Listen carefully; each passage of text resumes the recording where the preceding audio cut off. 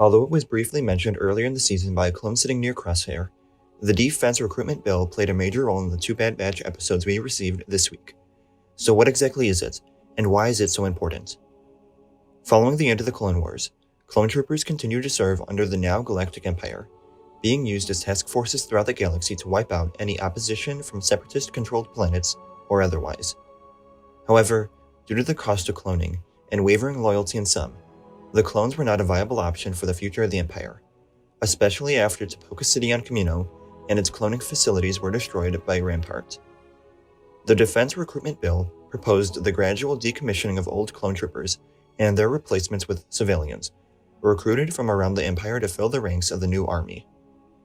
The bill faced a good amount of opposition, being discussed in the Senate multiple times, with the declaring vote being tabled every time. Despite initially lacking provisions for the decommissioned troopers' living arrangements and pensions, Rampart eventually included them in the final version of the bill, as suggested by Senator Ryo Chuchi, who represented the clones. Despite the arrest of Admiral Rampart for the embezzlement of Imperial funds and the destruction of Tapoka City on Camino, Emperor Palpatine was able to convince the Senate that this proved that clones were unreliable and followed orders too blindly, meaning a conscript army was necessary to prevent further tragedy.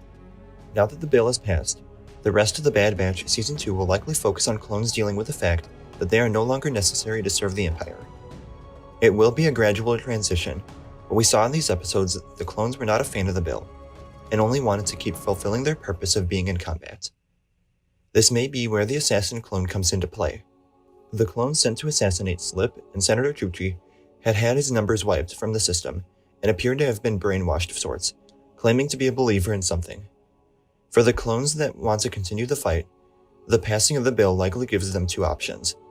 They can either go the route of the Bad Batch and continue to fight, but either against the Empire or for odd jobs here and there throughout the galaxy. Or they can continue to serve the Empire as a specialized soldier. What we saw with this clone may have been an early prototype for advanced Imperial soldiers, whether it be Death Troopers or Dark Troopers, one with enhancements that allow an aging clone to fight longer than they would be able to otherwise. Let me know what some of your theories are for the rest of the season in the comments below. Remember to like the video, and follow me on Instagram, Twitter, and TikTok. Thank you all for watching, and remember, the Force will be with you, always.